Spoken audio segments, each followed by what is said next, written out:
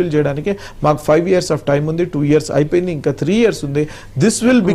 This will enforce and మేము ఏదైతే మేలు చేయడానికి మేము వచ్చినామో దానికి రెట్టింపు ఉత్సాహంతో పనిచేయడానికి మాకు పనికొస్తుందని చెప్పేసి నేను భావిస్తున్నాను. క్యాడర్ కూడా చాలా ఉత్సాహంతో పైకి వస్తుంది, క్యాడర్ కూడా చాలా మోరల్ గా వాళ్ళు రీఛార్జ్ అవుతారు, వాళ్ళ మొరైల్ అనేది చాలా హై ఉంటుంది అని చెప్పేసి నేను భావిస్తున్నాను. Right, okay. వివి రావు గారు ఉన్నారు. వివి రావు గారు,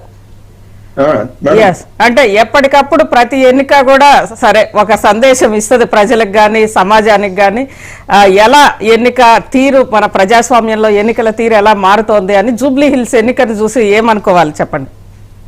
ఖచ్చితంగా ఇదొక గొప్ప ప్రజలు ఏదైతే ఈ రోజు రాజకీయ పార్టీల వాళ్ళ యొక్క డొల్లతనాన్ని బయటపెట్టేటువంటి పరిస్థితి ఈ ఎన్నిక చూపించింది. పదే పదే ఏ రీతిలో డూ ఆర్ డైగా రాజ పార్టీలన్నీ కూడా తమ యొక్క మనుగడ కోసం ప్రయత్నం చేసినటువంటి ఈ violations of the code of కండక్టే కావచ్చు, లేదా వాళ్ళు ప్రజల్ని పోలింగ్ కేంద్రాలకు ఎంత భారీ స్థాయిలో అంటే ఓటర్ల కన్నా కార్యకర్తల హడావిడి సంఖ్య ఎక్కువ మనం జూబ్లీహిల్స్ లో చూసినప్పటికీ కూడా ఇంత పెద్ద ఎత్తున డబ్బు ఖర్చు పెట్టి, ఇంత పెద్ద ఎత్తున బలగాలను మోహరించి, ఇంత పెద్ద ఎత్తున అన్ని విధాలుగా ప్రయత్నం చేసినా కూడా సంఖ్యను పెంచలేకపోయారనేది ఒక పెద్ద మనము ఒక ఆందోళనకరమైనటువంటి కేవలం వాళ్ళ బీఆర్ఎస్ కాంగ్రెస్ సమస్య అని అనుకున్నారు ప్రజలు. అది ప్రజల సమస్య, ప్రజల ఎన్నిక అనేది అనుకోలేదు, అంతే కదా?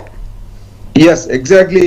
వాళ్ళు ఎంతసేపు ఇది ఏదో వాళ్ళ అధికారం కోసమో లేదా అపోజిషన్ పార్టీలు వాళ్ళ మనుగడ కోసమో పనిచేస్తున్నారు అనేటువంటి ఒక భావనలో ఉన్నారు తప్పితే ప్రజలను పాలనలో భాగస్వాములు చేయలేకపోయాడు అనేటువంటి ఒక భావన ఈసారి ఖచ్చితంగా కనబడింది. దానికి ఈ రోజు మొత్తం ఈ రాజకీయ పార్టీల భవిష్యత్తు కూడా వాళ్ళు ఆలోచించుకోవాలి. ఎందుకంటే అది ఈ రకమైనటువంటి రాజకీయాలు ఇక ముందు కొనసాగడం కూడా చాలా కష్టం. ఎందుకంటే ఈ రోజు ఏదైతే రాజ్యాధికారానికి వస్తున్నటువంటి రాజకీయ పార్టీలు కనీసము 4 కోట్ల అంటే 1/4 ఆఫ్ పాపులేషన్ వేస్తున్న ఓట్ల ద్వారా మాత్రమే డిసైడ్ అవుతున్నటువంటి ఈ ఎన్నికల యొక్క రిజల్ట్స్ దాని ద్వారా వస్తున్నటువంటి ప్రభావం వల్ల ఇలా అధికారంలో ఉండాలని కోరుకునేటువంటి రాజకీయ నాయకులకు ముందున్నటువంటి భారీ ఛాలెంజెస్ మనం చూస్తే ఇది రానున్న జిహెచ్ఎంసీ ఎలక్షన్స్ కావచ్చు, ఆపై తర్వాత అసెంబ్లీ ఎలక్షన్స్ కావచ్చు,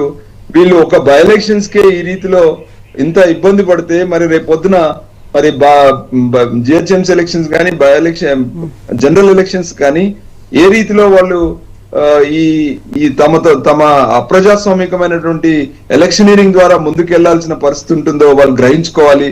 దీని నుండి బయటపడాలంటే ముందు పార్టీలలో భారీ మార్పులు రావాలి.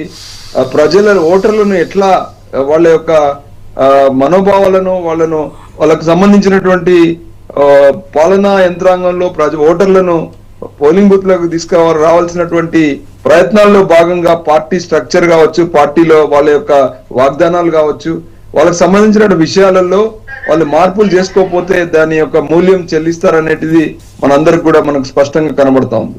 దీనికన్నా మించి ఎన్నికలలో కూడా రావాల్సిన మార్పుల గురించి ఎలక్షనీరింగ్ లో ఒక పెద్ద మార్పు రావాల్సి ఉంది, చాలా సంస్కరణలు రావాల్సి ఉన్నాయి.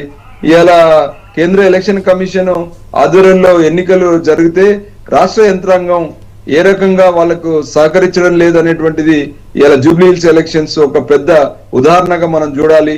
పూర్తిగా ఎవరు అధికారంలో ఉంటే వాళ్ళకి కొమ్ముగాసే విధంగా ఎన్నికల కమిషన్లు పనిచేయడం అనేది ఇది ఒక పెద్ద దురదృష్టకరమైనటువంటి విషయం. ఇది భారత ప్రజాస్వామ్యానికి ఇది గొడవలు పెట్టి లాంటిదని కూడా నేను చెప్పదలుచుకున్నాను.